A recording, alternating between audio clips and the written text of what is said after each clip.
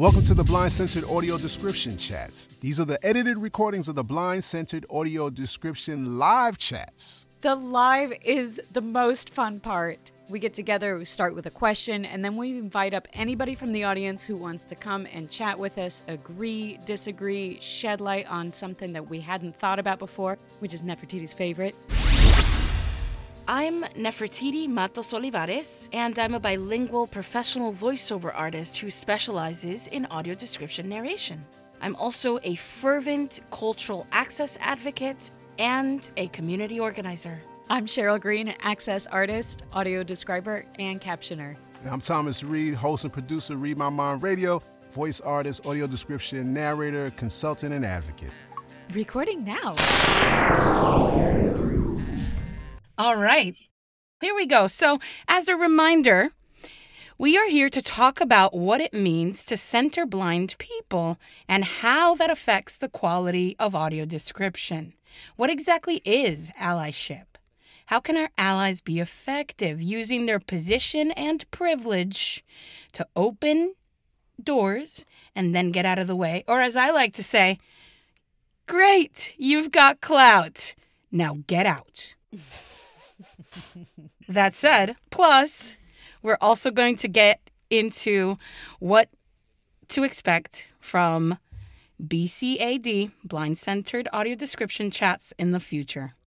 And now to Thomas to kick us off. Cool.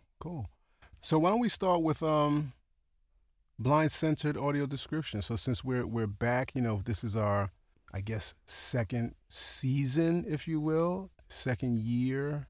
Just to talk a little bit about maybe how we started this and why we started this, and then we can get into the conversation. But I think it's important for everybody to know. The reason we call this Blind-Centered Audio Description Chats, well, let's take that. The chat we're talking, that's simple.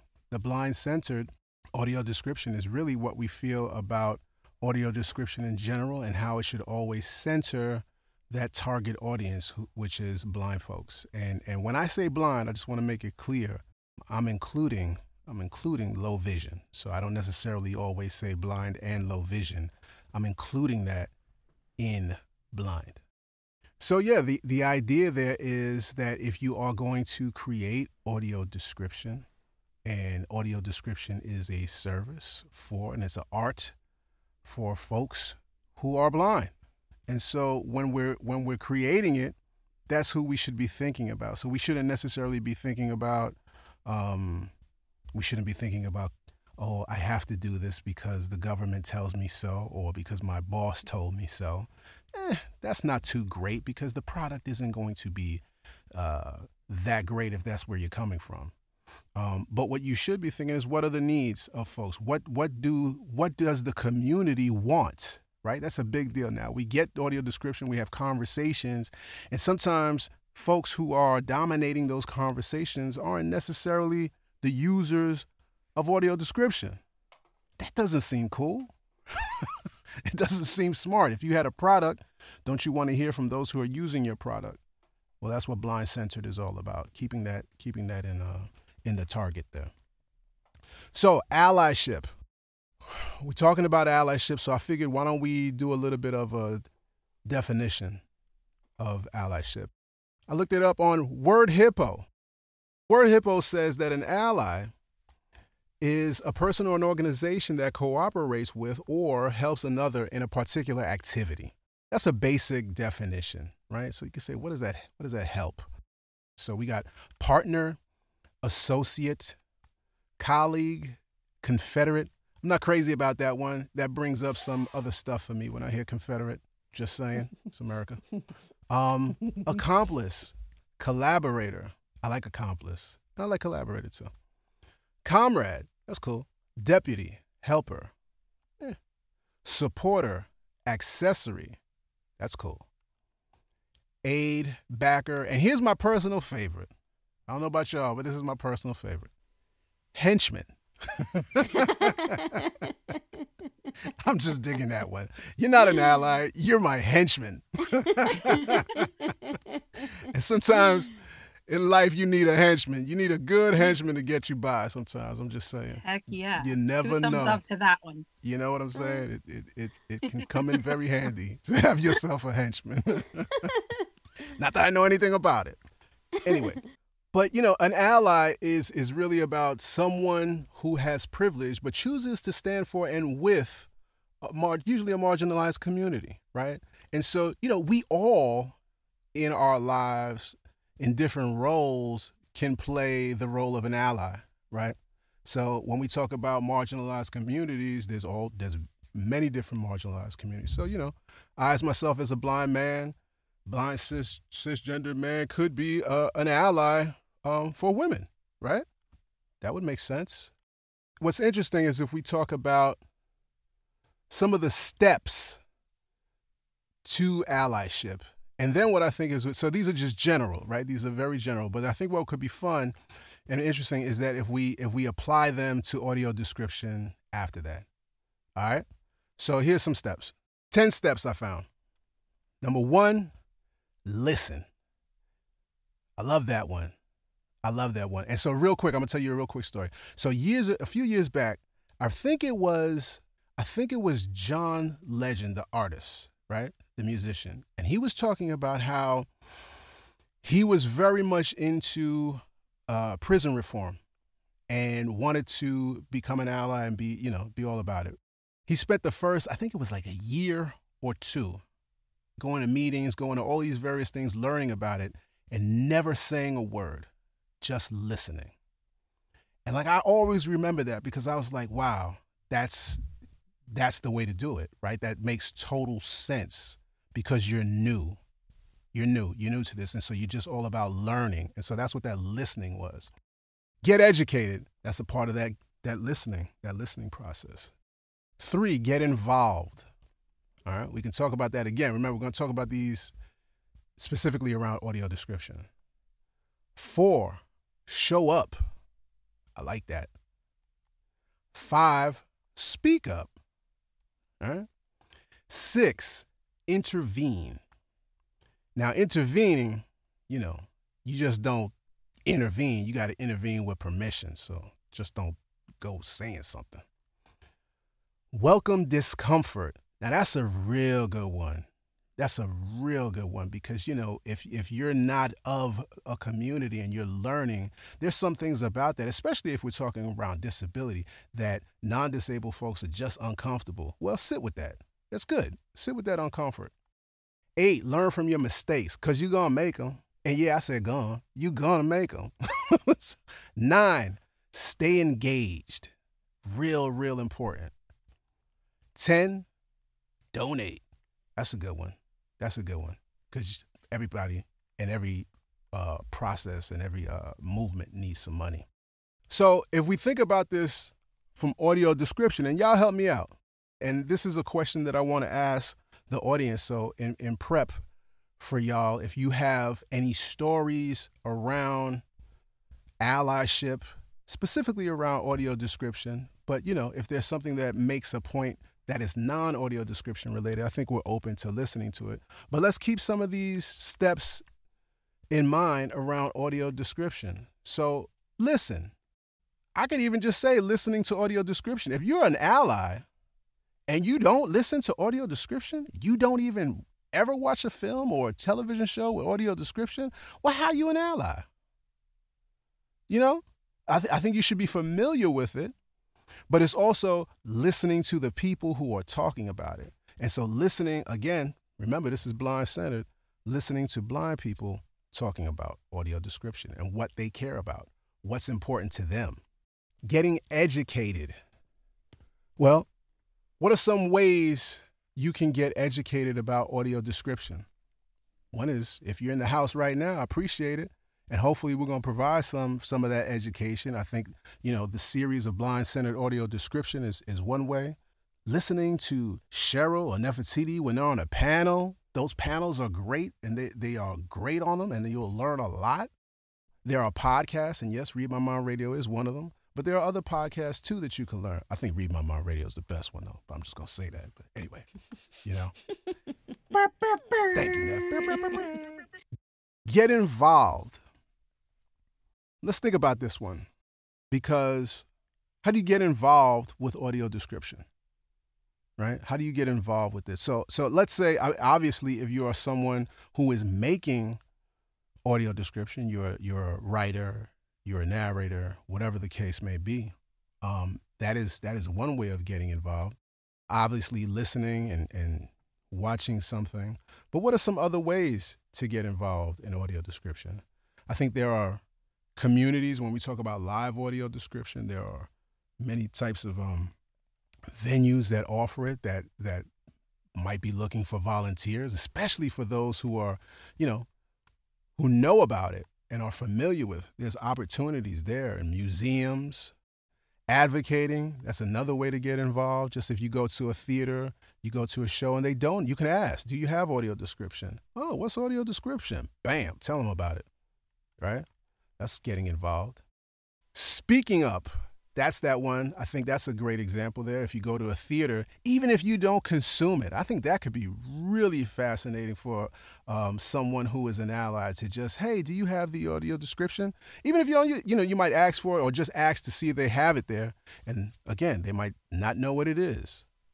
Or you can even go through an experience of what often happens in a theater environment, movie theater, right? Ask for it, go into the theater. Does it work, or do you have to run back out, right?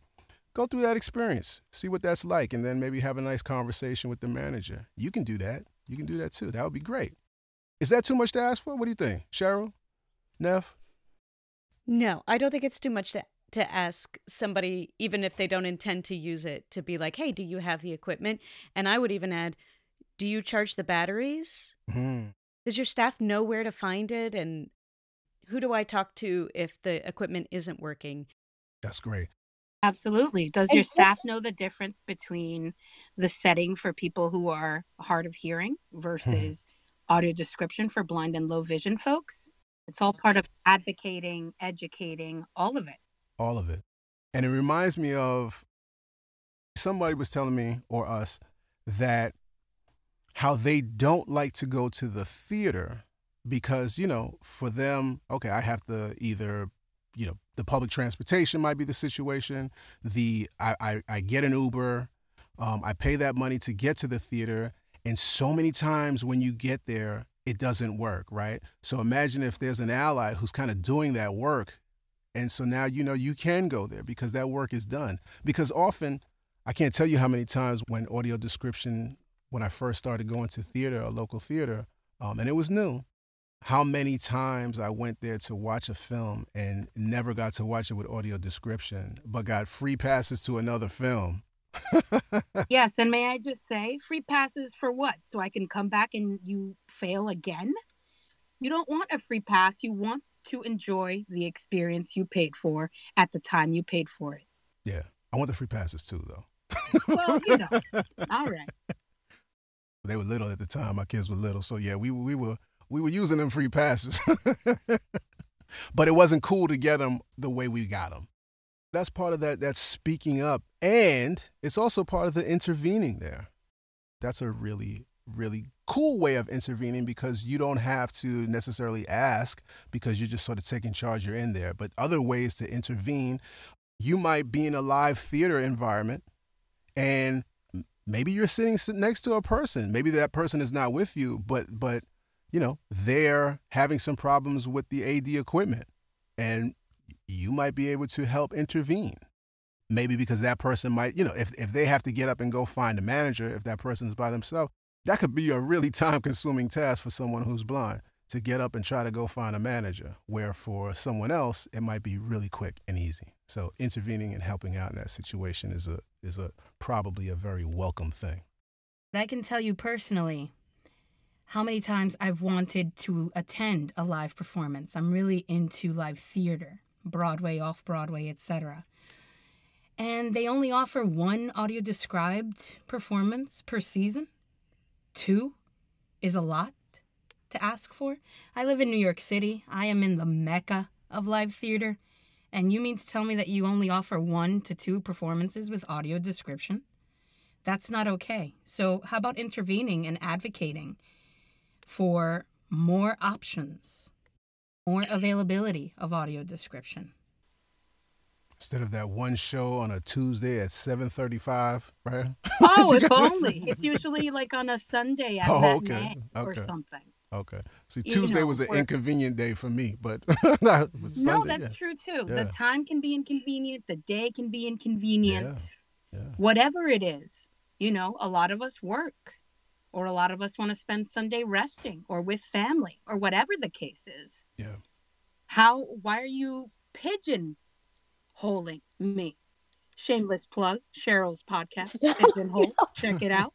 I have to say one of the reasons that they do that they only offer the one or the matinee, or they don't offer options. One reason is they will say, well, we don't know that the demand is there. So again, even though I may not utilize that equipment and use the audio description, I can go in there and say, are you offering this? I know this is of interest. I know this is a good thing to offer. We need to build the numbers up so that people know the demand is there. Absolutely. Check. If we have more options available, guess what? More people will show up just by virtue of you giving them options that they can make fit into their schedule. Yeah. And we can take that from the live theater space to the online streaming platforms. If there's a platform that you're on and maybe you're watching something and it said it had audio description, but it's not there, it's not working, do you just let it go? Oh, that sucks. Well, okay, I guess I just have to watch it without. That's fine. I really wanted to watch it with, but I'll just watch it without because I can. Well, why not call the customer service and advocate on behalf of folks? Or write an email. You say you have audio description? Actually, you don't. Most of your titles don't, or none of your titles do. What's up with that?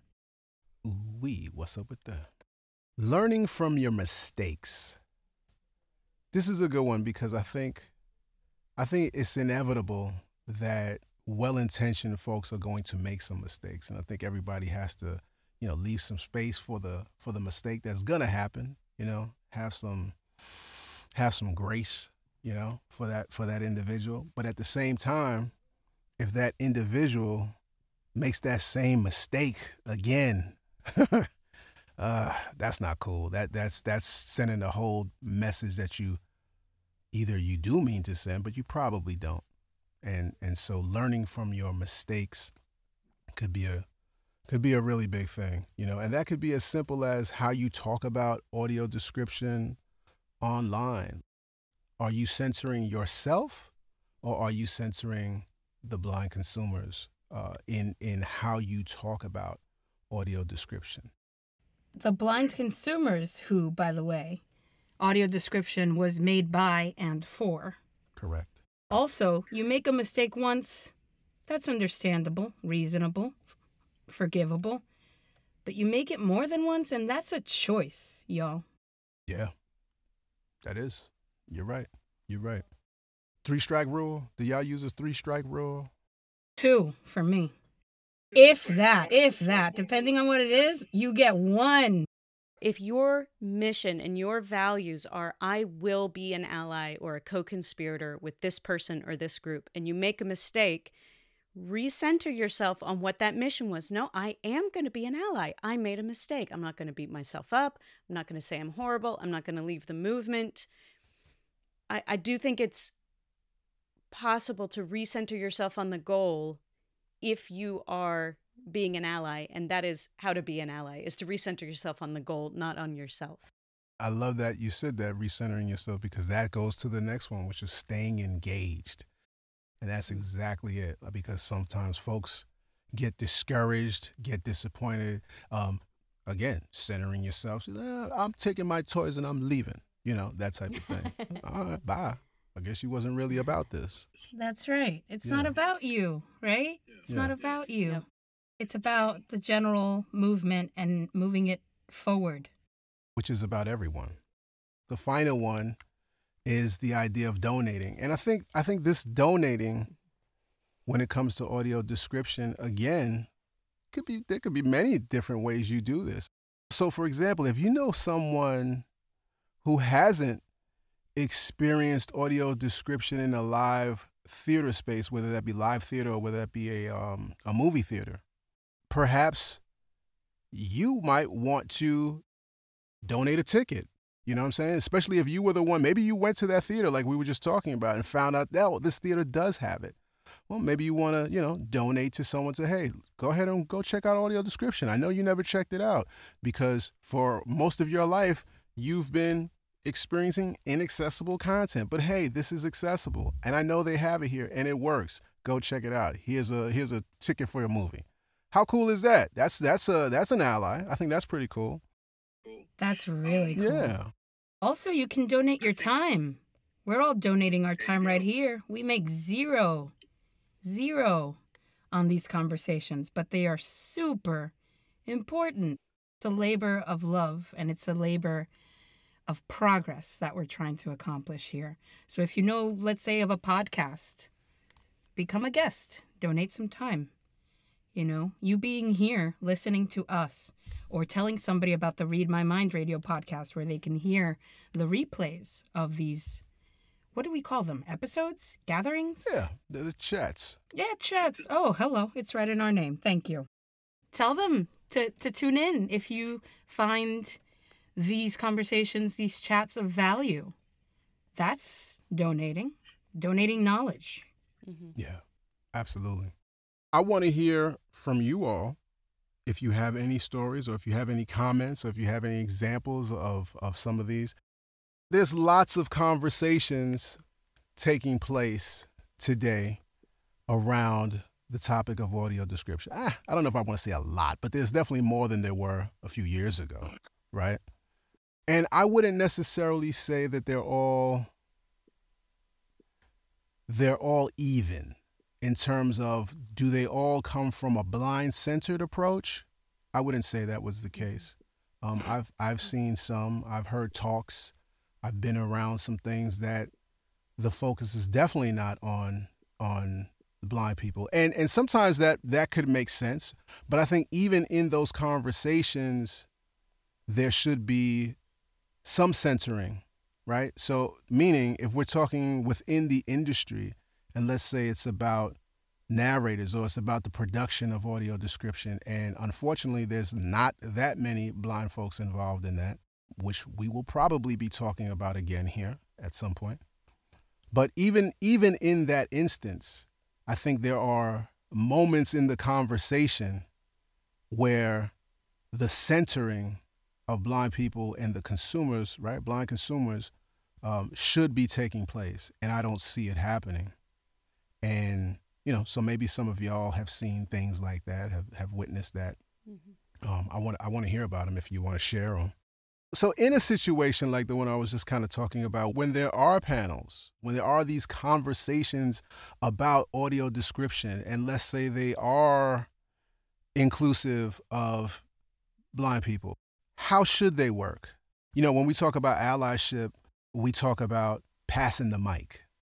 That's just a reference to letting those who are impacted have the say. Their voice needs to be heard. Amplify those voices, because even in something like audio description, the voice of non-blind people hits harder than blind people in the public. There's a louder voice. There's more folks will listen when a quote-unquote expert who's not blind is talking as compared to another quote-unquote expert who is blind, because the blind consumer is an expert. We can get into the weeds of that expertise, right? So I'm not saying that they are that knowledgeable of the process, but they are often, not everyone, but many of them, are quite experienced in terms of consuming audio description. And that means a great deal. That means a great deal, but it's not often considered that way. In a situation like that, I think we're looking for more than input from that blind person sitting on that panel, right? It shouldn't be the non-blind person taking up all the airspace, taking up all of that. So we have to be mindful of that, and I think we should be critical. We should be critical when we watch these things, when we're listening to anything, when we're watching anything, a panel, whether it be a podcast or whatever the case may be, I think we should be critical about that and say and talk about it, right? And again, you don't have to be controversial, but it is something that we should be comfortable in critiquing and talking about. But another question could be, what does performative allyship look like within the AD space? Because maybe you've seen that. And by that, I mean, is this person really an ally, or are they just trying to get attention for themselves? We don't have to mention names. But if we're critical and if we're honest, I think we've probably seen it. All right, Courtney, you're up. So I'm a learning experience designer. So we are constantly making videos for training. So some people are like, well, you can write for accessibility and then you won't have to use audio description. Is that something that is acceptable? It's a cool way to go, but I don't think you probably, especially if we're talking about video content, chances are you're not going to eliminate the need for AD in total. And so what I would add to that is not only the writing for it, because that's definitely something you can do, but the planning in general, right? So if there are things that are going to need explanation that aren't included in the writing, are you leaving space in the edit to have time to provide that audio description, right? So I would add that into the mix. Those things together, I think, would work well. But I don't think when we're talking about visual content, come on, there's a lot of stuff that's going on, especially around learning, right? Educational stuff. Yeah. If it's eye candy, right? You know what I'm saying, right? When I say the eye candy thing, right? Yeah, if it's just eye candy, then perhaps that doesn't need to be described. But if it is something that is going to impact the person's ability to learn and get the lesson, those things need to be described. They need, and that's often it's going to be said. It's going to be communicated visually, right? There's often some of that stuff that's going to happen. But I'm not totally against the idea of writing for accessibility at all. So maybe a mix of the two is probably optimal. If there are a lot of decorative things, I feel like a lot of times it's just illustrations with a slightly waving hand, Okay, yeah. So that doesn't add to the learning experience, but maybe add something for those who are sighted. Yes. So, Yeah. all right. Thank you. That was all I had to ask. I think the takeaway for Courtney that I would want you to recall is that one of the most important parts is to have that whole video QC'd, quality controlled, by a blind person. And so you should be able to get some real feedback as to how effective that really is. Again, thank you so much. That's a great question. Yeah, it was a great question, Courtney. Thank you for your bravery. All right, thanks. All right, Scott, you're up. Hey guys, how's it going? Scott Nixon all the way out here. Yeah, all the way out here in Australia. I have a comment and possibly a question for the panel and everyone else as well. When it comes to advocating for audio description, what do you do when you just keep hitting the wall? You know, you talk to a company or a streaming service or whatever, and they just keep coming back with these vague, nebulous answers that don't really give you what you want them to give you, and you keep explaining, no, I mean this, and this, and they just keep coming back with the same old, we value your input, you're a valued customer, and things like that. Because I've been dealing with one of the major streaming services over the past 2 years now about their failure to pass audio description through to their streaming service outside the United States and Canada. They just don't provide the AD anywhere else in the world, and I don't understand why. I've talked to them again and again and again, and they just keep coming back with responses A, B, and C that just don't go anywhere. And it's gotten to the point where dealing with them was affecting my depression and anxiety, to the point where I've just had to say, I've had to throw up my hands and say, I can only be an ally for so long. I had to cut off communication with them, and I've actually unsubscribed from their service until they can prove to me that they're actually going to do something about it. So what do you do when you reach that burnout phase of allyship where you just can't like lick a watermelon into a different shape? And yeah, so that's basically the comment and the question. So broken eyes out. I want to start by saying good on you for meeting your own personal needs. Mm-hmm. That's absolutely crucial that we take care of ourselves. So whatever that looks like for you, in this case, unsubscribing and taking a break, kudos to you. But once you feel up to it again, maybe not start back up with the same person or company, organization, whatever the entity is, but maybe taking on someone or something else. But do come back. Take your rest. Do your self-care. Fully lean into your break. But do come back.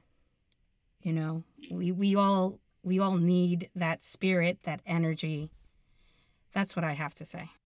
It can definitely be a case of pick your battles and know when you need to take off, because it was getting to the point where I wrote a 3-page email that was in no way could be considered abusive or heavy-handed or anything like that, but I just went back through and read it before I sent it, and I just went to myself, no, this is not me, this is not my voice anymore.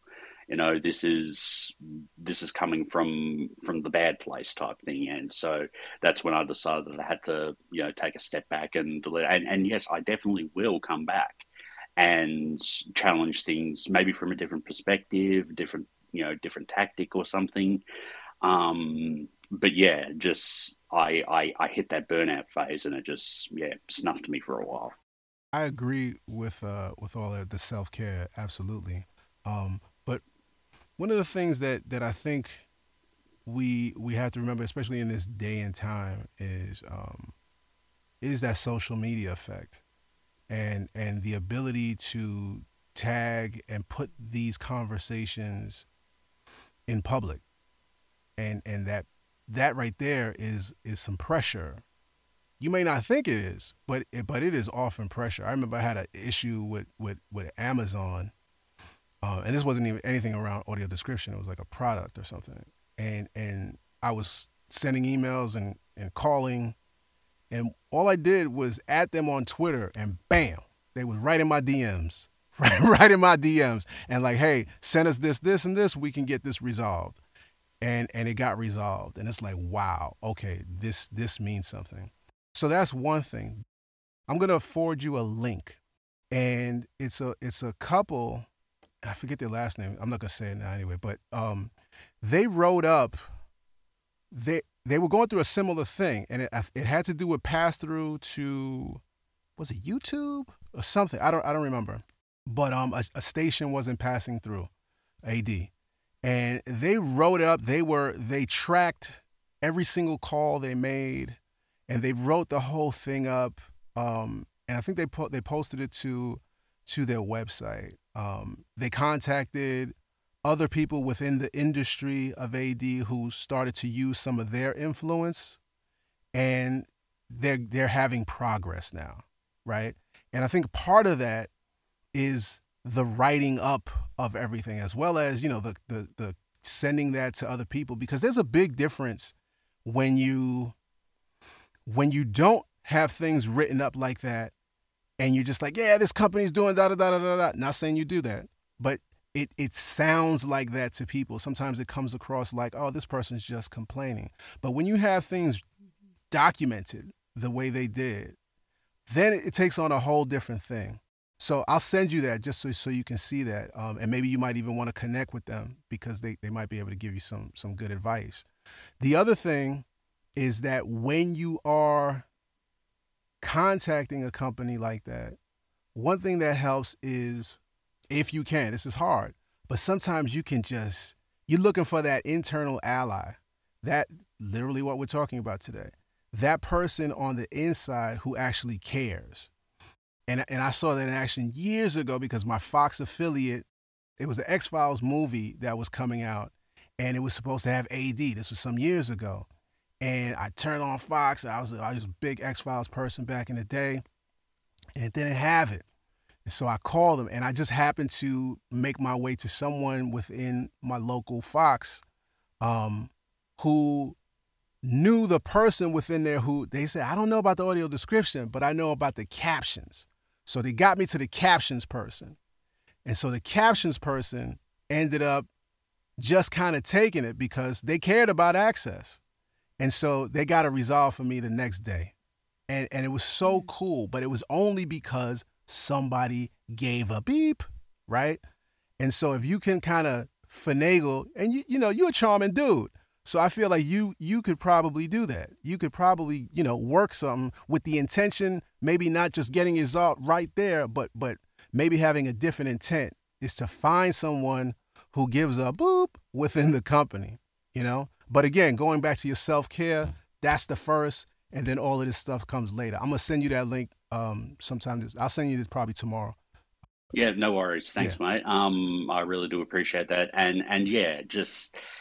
Yeah, I agree that finding a way to find the person who, you know, will give a hoot about your situation and want to help is definitely key. I do have a few contacts who may be able to help me once I'm back in a better mindset. But yeah, for now, yeah, it's difficult, but I don't want to have to give up. But at the same time, I know that it was starting to affect other factors in life. And yeah, so seeing back, taking the self-care, going and, you know, exploring my newfound ability to play video games again after 25 years is what I need to do right now just to take care of myself. There you go. Do what you got to do, Thanks man. to audio description.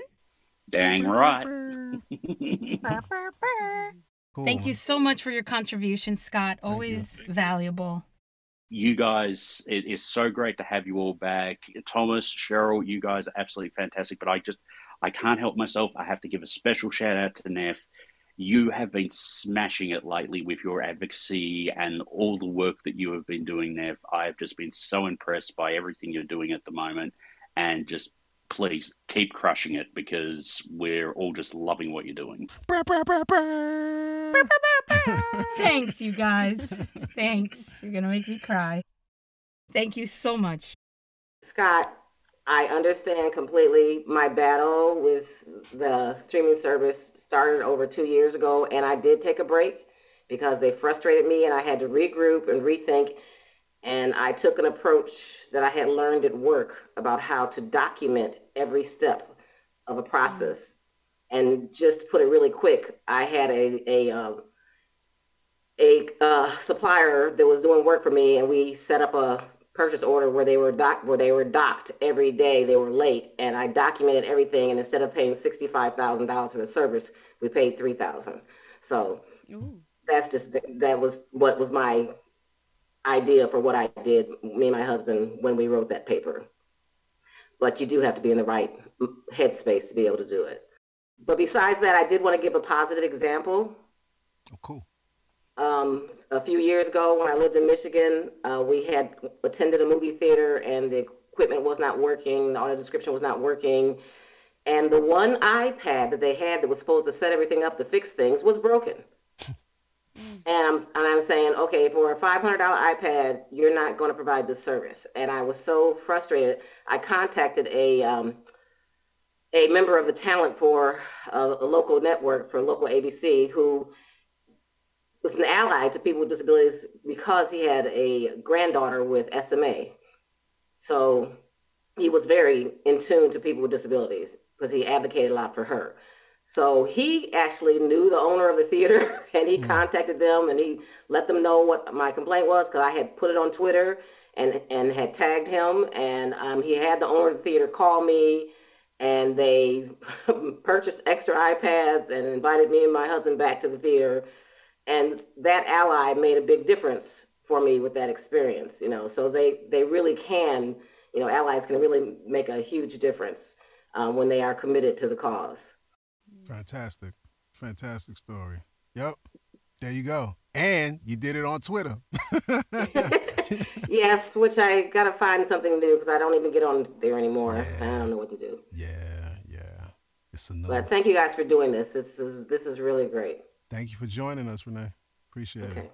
Absolutely. Really appreciate your contribution. Keep up the great work. Thank you. You know, one of the things I was going to say is that documenting is something that you can start from the beginning. You know, like it's like the first call you make, just open up a little, text, keep a text file, whatever, and just put the date, the name of the person that you talked to, what happened, what you said, what the result was. Okay, I got to call them back tomorrow, put them back. Next time you call them, same thing, write that date. You know, the documentation doesn't have to be a real big project. If you wait to the end, then you're going to try to have to remember things. But if you could just do that right when you're going to start that process, like it's cool. It really does work. It's very helpful on many levels. So especially just remembering someone's name. Like it's a big difference when you can say, oh no, I spoke to John on this particular date this time. Oh, John, such and such. Yes. Boom. Cheryl, any thoughts from you? We haven't heard from you in a while. Yeah. Well, I was being a good ally and listening. And I said that on purpose to be silly, but also to remind people how very, very easy and tempting it is to ask for your plate of cookies for doing something that was asked of you. So just, again, like it is that feeling when you want to be an ally and you name yourself an ally to a community, but nobody in that community knows that you're an ally. You can get that energy and I want to show off. I want to post on social media how much money I donated to this fundraiser. And I want to tell everybody about, there's kind of a rush with that, but that's not an ally move. That's not a comrade or co-conspirator move. So yeah, I just made that joke just to sort of recenter the blind-centered. Yeah. The ally is not the center of the show. Because I feel like I see it, but sometimes it can be really helpful to name it. You get a feeling in your stomach like, is that person, are they helping? Are they making it worse? Or standing in our way? Mm-hmm.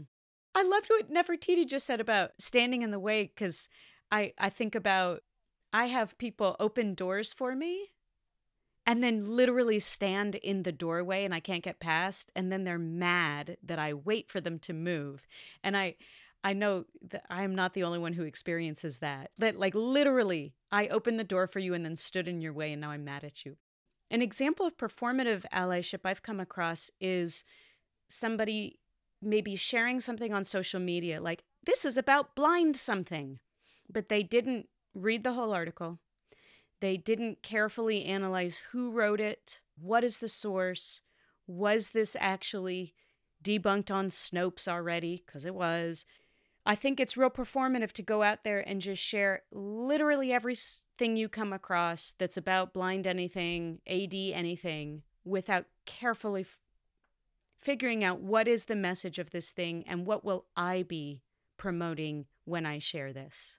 What about someone who is talking that good talk and then at the same time sharing images with no descriptions, sharing videos with no AD, not even recognizing it, not even providing any sort of context or anything like that? Like, to them, they miss it at that point, but they still believe that they're an ally of audio description. But meanwhile, they're sharing stuff without description. Well, yeah, because you're not an actual person, Thomas. You're just an audio description consumer. Oh. So I'm going to clock in. I'm going to do my audio description for your movie. But beyond that, you don't exist to me. So it doesn't occur to me that I should write image.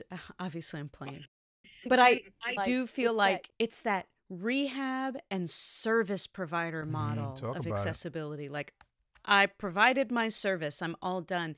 But, you know, that 1 hour that you spent listening to AD and watching that movie, you are still a whole person the other 23 hours of the day. And I'm spending the rest of the 23 hours getting in your way, but I'm satisfied that I helped for that 1 hour. And I think service providers of whatever sort have to always remember, if you are providing a service, you're providing it to a complete and whole person and entire communities of complete and whole people. If you're in audio description, if this is your job and you have no relationships whatsoever with people who are blind, Does that make a difference? I think that for people who want to make a name for themselves or get notoriety, get a pat on the back, you're so wonderful. Look at what you do for these poor blind folk. You can't have it both ways. You can't be a so-called ally and then be on some boop, right? You can't have it both ways. Talk about performative. Oh, I'm behind the scenes doing XYZ thing, but really, I'm about the business side of it all. I'm about that money. Right? It's just a job to me in action. But in the performance of it all, I'm here to help y'all poor blind people. No, people see that. People notice that. Maybe not right away, maybe not everyone, but I'd like to think that it does catch up with folks. So it's okay if it's just a job, but don't say you're an ally. Exactly. If it's a job, then be about that job. That's fine. I think that's a really good thing. And the only thing that I would add to that person who it's just a job, and that's fine. If it's just a job, it's just a job. That's okay. But you should still be censoring blind people in that work. Mm-hmm. That's what I would say. But it doesn't mean that, you're an ally. You just do the work. Yeah. I don't necessarily think everyone needs to be an ally if they don't feel it. No, of course not. I'd rather you not. I'd rather you not because you're probably going to be really crappy at it. You're not about it. Okay. You're not about that life. Right. You have every right. That's fine. But again, then get out the way. Stop it. Stop being a fool. Stop being a hypocrite. We see you. We're blind, but we see you. Okay? All right. I think for somebody who does want to be an ally but is doing this, I think that from that list Thomas started with about listening, I think you got to listen to yourself too. Ask yourself, why is this so hard for me? Why do I want to be an audio describer, but I never want to do any alt text on social media or XYZ? And not in a judgmental way, but really, I need to listen to myself. I need to ask myself, what are the barriers? Why is this happening? And then, maybe your answer is, actually, I'm not going to be an ally. And I'm going to stop there because Gary's raised a hand. Hi, welcome. This conversation is just so parallel to sign language interpreters in the deaf community. And, I've talked in the past with other audio describers about the certification process for AD and how that's similar to the early days of sign language interpreters. And I think the development of the profession is fairly parallel and similar, but also the whole conversation around ally building, that are interpreters truly allies to the deaf community? Or are they just clocking in, performing a job, here's my bill, see you later? And I think there could be some fascinating discussions between interpreters and audio describers and perhaps deaf people and blind people, which may well be happening because I'm probably not the originator of the thought. Just that how service providers are more than service providers. So whether we're providing interpreting or audio description, and being clear, at least in your own mind, how to evaluate yourself, how to analyze, am I truly being an advocate or an ally? And what does that mean? And how do I own it or not own it? But at least how do I be honest with myself? And what are those clear expectations from the deaf community, the blind community, so that I can be checked and check myself? Yeah, check yourself. Very important. Yeah. I like the idea of that sort of conversation between the two communities because I did something like that on the podcast where it was around the idea that lots of blind folks refer to captions almost like the North Star, right? The Holy Grail. Like, oh, captions are ubiquitous and captions are great. They're everywhere. We need to have that. We need to be more like the deaf community. And I'm like, have y'all ever heard about the captions?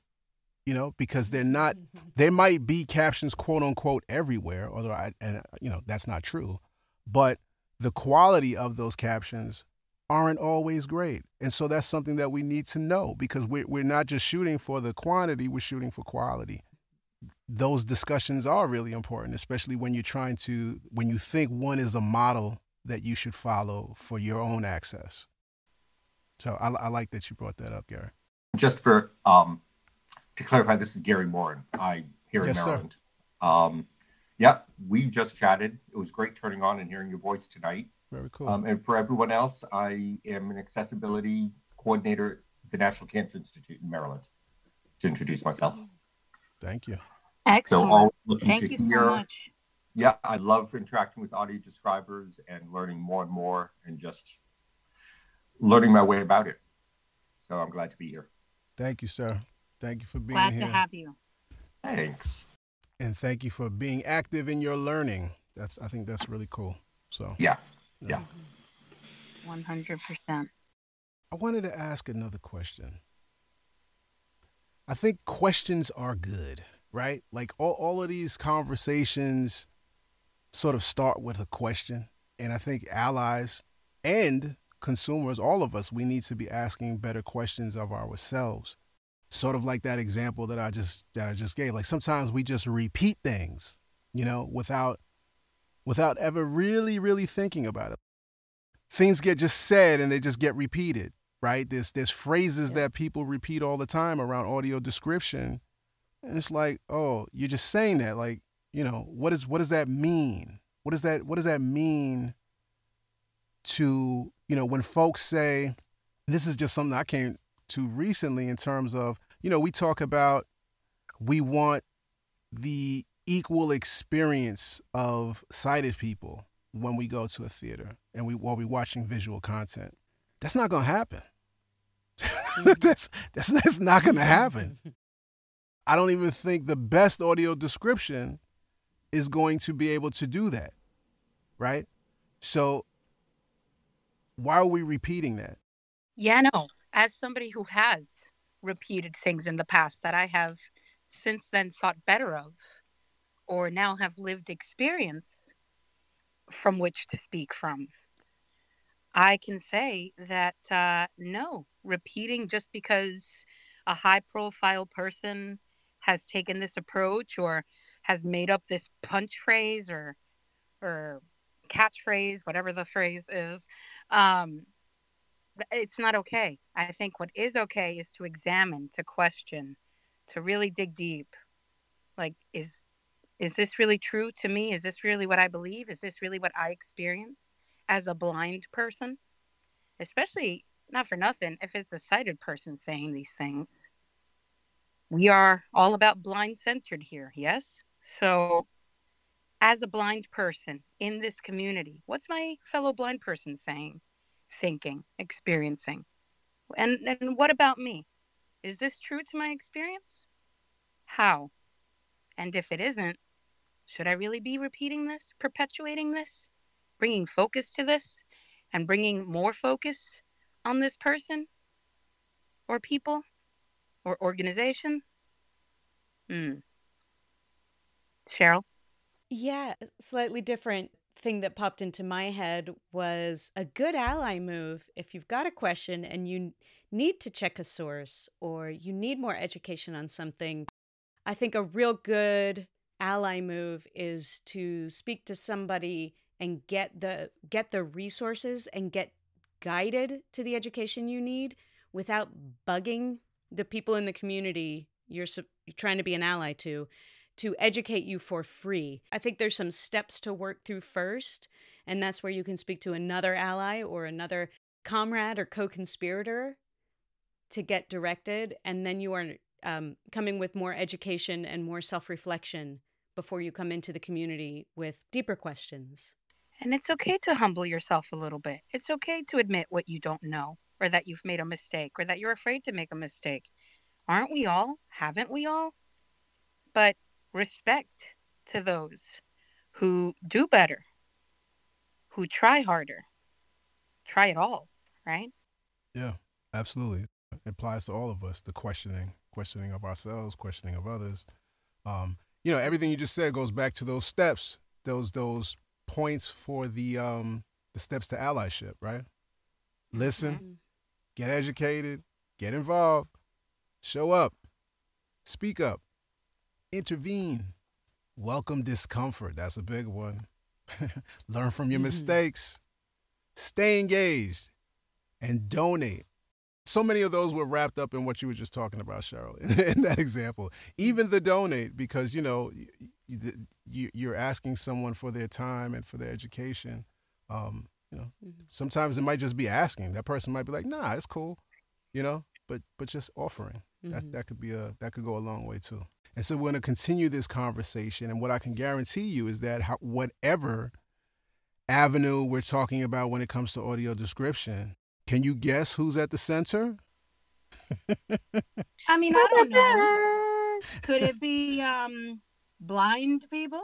Yeah. How'd you know? I mean, she was listening. And I'm a genius, but no, I was listening. She is a genius. I live this every day. Blind and low vision people at the center. Always. Always. All day, every day. Yeah. Yeah. I hope folks will stay tuned.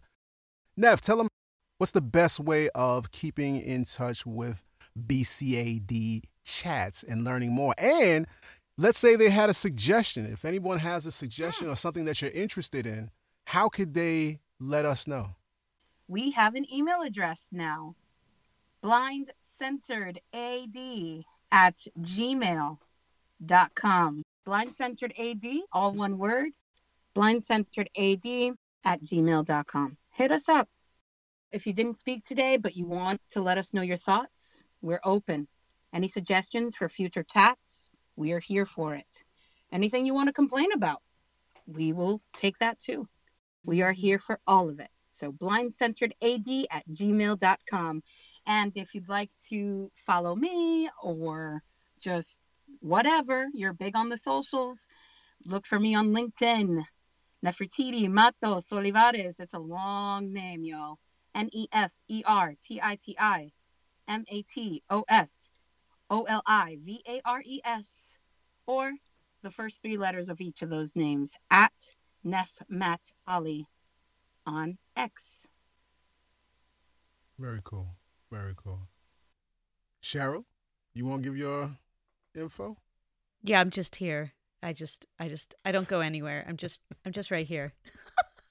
I just follow Thomas and Neff and share what they write. I share what you write.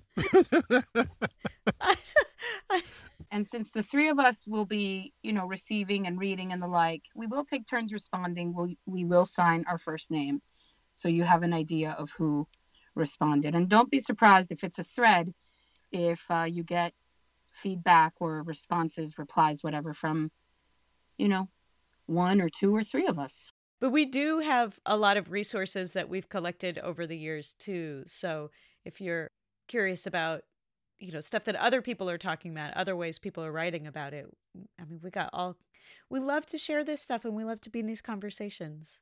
Like Thomas offered earlier to Scott Nixon. I mean, that's what we're about. All right. Thanks, everybody. Thanks, everybody. Thanks for being here live. Thanks for tuning into the replay. We will be announcing on our various socials when the next chat will be, what it will be on, what platform it'll be on. And tell a friend, all right? Tell someone you care about. Sharing is caring. Cool. Well, that concludes this week's conversation. Why don't y'all keep the conversation going on social media? Use hashtag ADFUBU for us by us, hashtag describe everything, and hashtag audio description. And hey, we're out here, right? Gathered and galvanized, y'all. If you haven't joined us yet, what are you waiting for? You can find us in the LinkedIn audio description group and the AD Twitter community. We know that your participation will only make these spaces better.